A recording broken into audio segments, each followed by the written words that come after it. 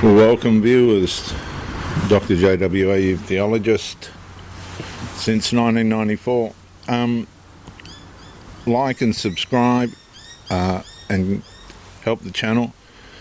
Subscribe and comment to educate me, and subscribe and share the video to help somebody else. The law that turned women's rights into a court battle. 2013. Compassionate Inclusion. 2026. Catastrophic Intrusion. I'm going to say that again. The law turned women's rights into a court battle. 2013. Compassionate Inclusion.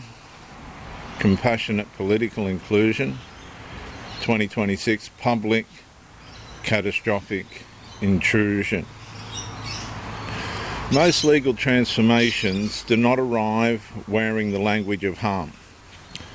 They arrive wearing the language of compassion. Inclusion, dignity, acceptance, recognition, empathy, equality.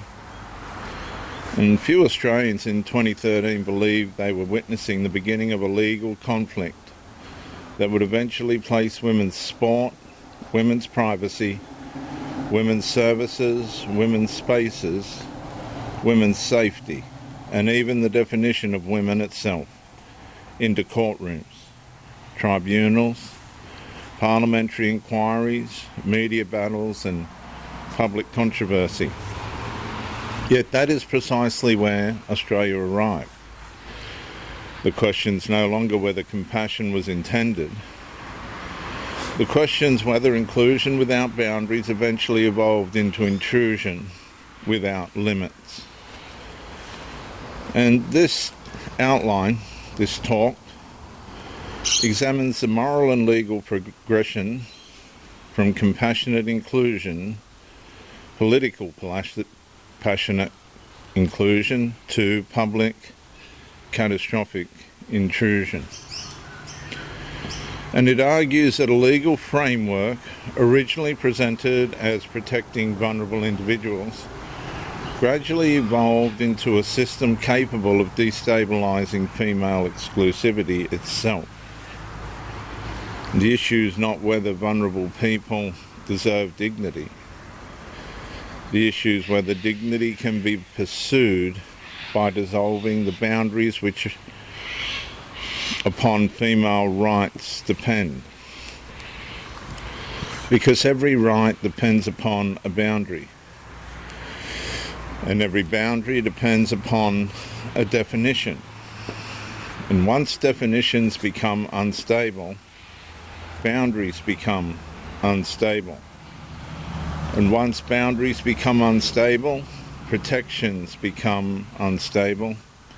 And once protections become unstable, harm begins multiplying beneath the language of compassion. Point number one, viewers, compassion as the entry point. The original argument was emotionally persuasive. Many Australians heard people deserve respect. Most agreed. Many heard no person should be unfairly mistreated. Most agreed. Many heard everyone deserves dignity. Most agreed. And compassion became the moral vehicle through which legal reform entered. And the difficulty was not compassion itself. Compassion was necessary. The difficulty emerged when compassion ceased operating within reality and began competing against reality. Because compassion without boundaries eventually demands the removal of boundaries. And once boundaries are removed, rights become exposed. And the moral problem began when inclusion was increasingly treated as superior to distinction, when recognition became superior to reality, when affirmation became superior to limitation. And the law did not simply become compassionate, the law became unable to say no. And my point is, compassion entered the law as a virtue, but slowly became incapable of recognizing virtues, limits. Point number 2, viewers, the moral disintegration of exclusivity. Female exclusivity exists because female vulnerability exists. And women did not receive female protections because society disliked inclusion. Women received female-only protections because biological reality created unique needs.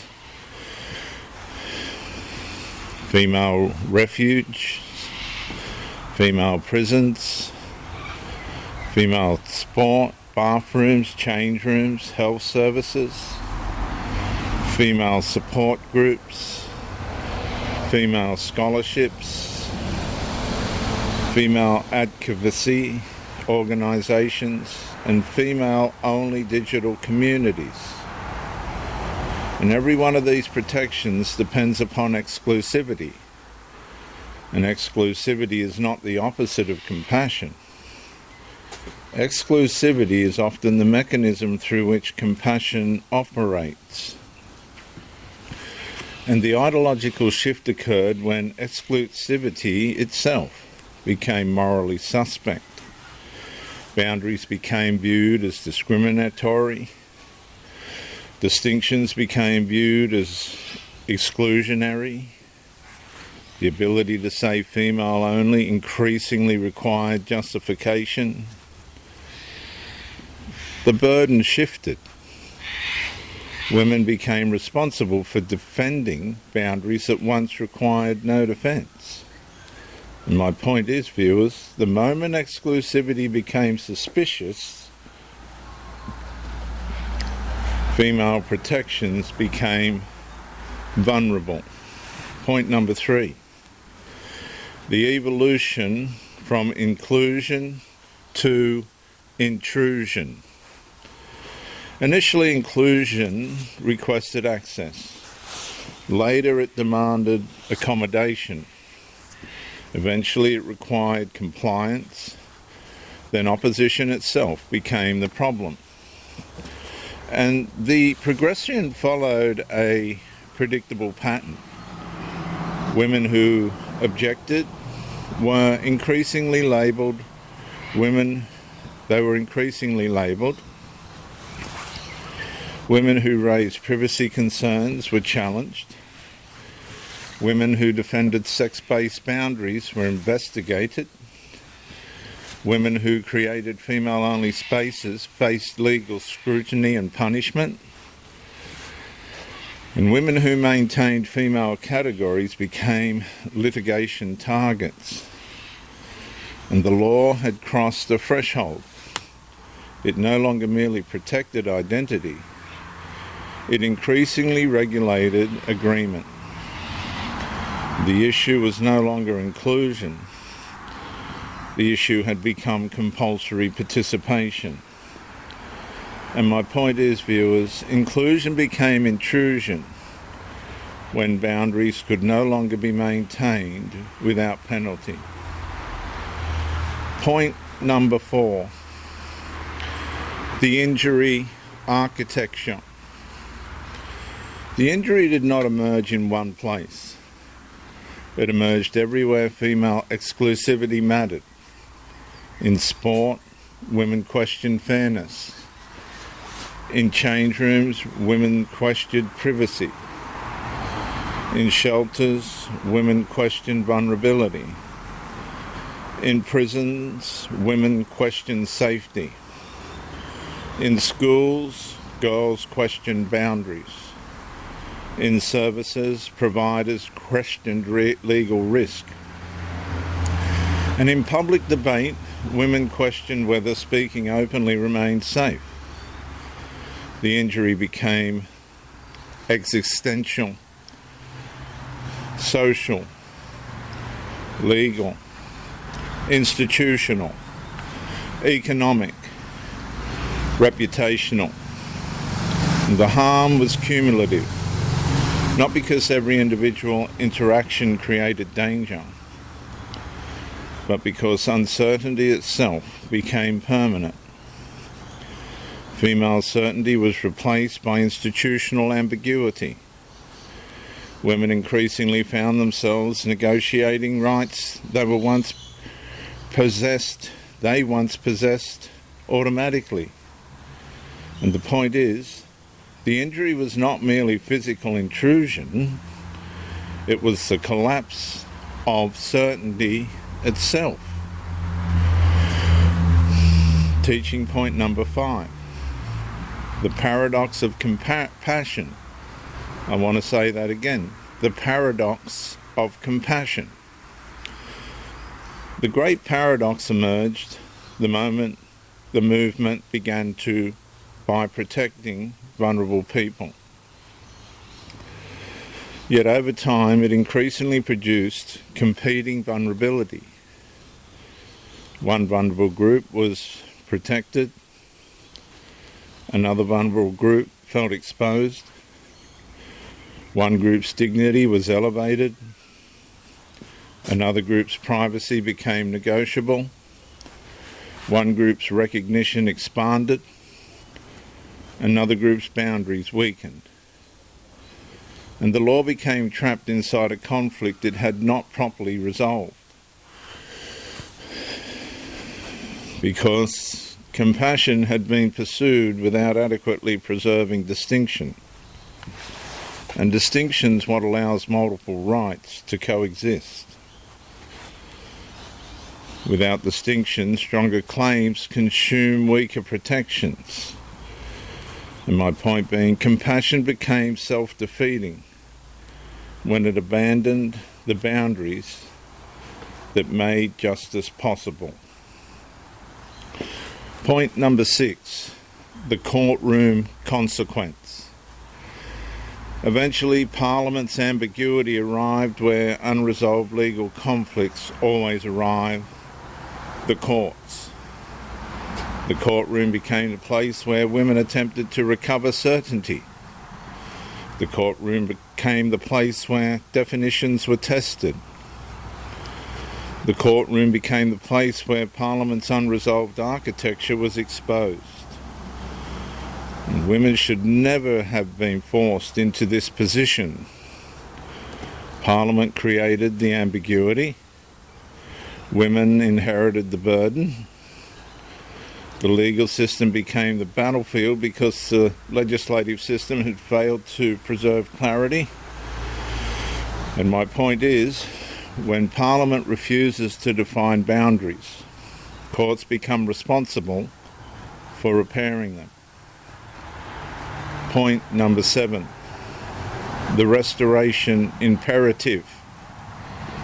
The issue is no longer whether compassion matters.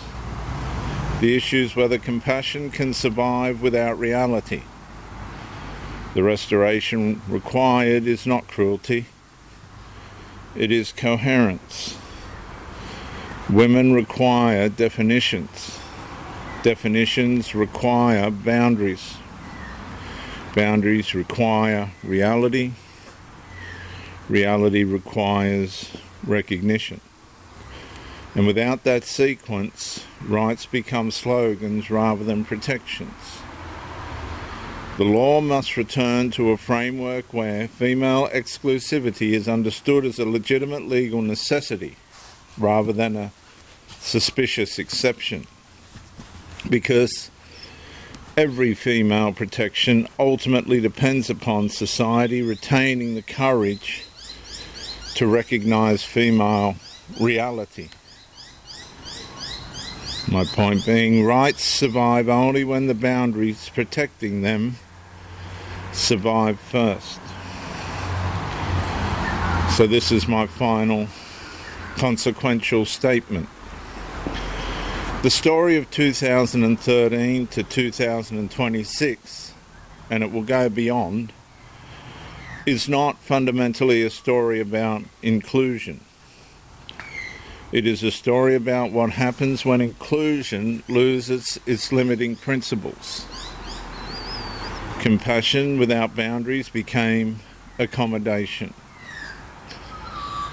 Accommodation without boundaries became compliance.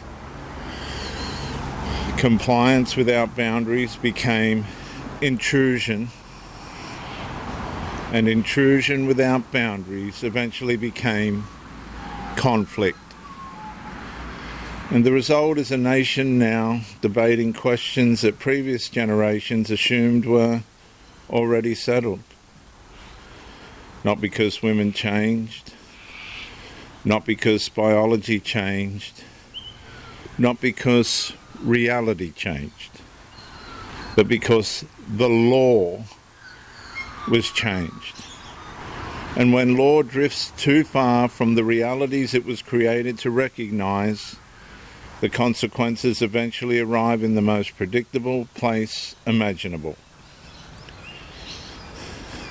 The lives of ordinary women. And this is my closing statement. The lesson of the past decade is simple. Inclusion can become intrusion when compassion is detached from the boundaries that justice requires. This is the extension, part 8. The redress question. Part 8, point number 8, the redress question. Every legal system eventually confronts a difficult question. What happens when the state itself becomes the source of foreseeable harm? Ordinary citizens are told that when they cause damage, they are responsible for the consequences. Businesses are liable. Professionals are liable. Instructions are liable. Institutions are liable. And governments routinely impose liability upon others. But what happens when Parliament creates a legal architecture that generates foreseeable rights conflicts across an entire nation, across Australia? Can Parliament simply amend the laws years later and declare the matter closed? Or does justice require something more? Because behind every legal controversy are real people, real costs, real losses, real consequences, existential consequences. And many Australians now believe they carried burdens that should never have been theirs to carry in the first place. So who paid the price? Women paid the price. Female athletes paid the price. Women's service providers paid the price. Women's organisations paid the price. Female business owners paid the price. Domestic violence services paid the price. Parents paid the price.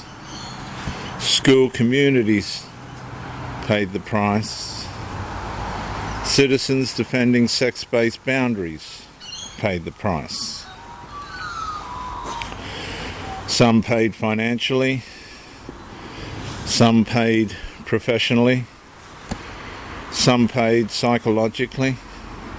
Some paid reputationally. Some paid through years of litigation. Some paid through silence because speaking carried unspeakable risk. Some paid simply for recognising biological reality in public. And the legal system may debate definitions. The human system carries consequences. And my point is, the law changed on paper. Ordinary Australians paid for it in reality. So now let's look at the accountability principle. The accountability principle. A mature democracy accepts accountability for legislative mistakes. The issue is not whether every claim automatically deserves compensation. The issue is whether Parliament has a duty to examine harms flowing from defective legislative design. If Parliament creates rights conflicts, institutional confusion, legal uncertainty, litigation exposure, privacy erosion, and foreseeable social injury, then Parliament carries responsibility for the downstream consequences of that. Not because governments are perfect, but because governments are accountable. And without accountability, power becomes detached from consequence. And detached power is the beginning of institutional arrogance. My point being, legislative power without accountability is privilege beyond principle.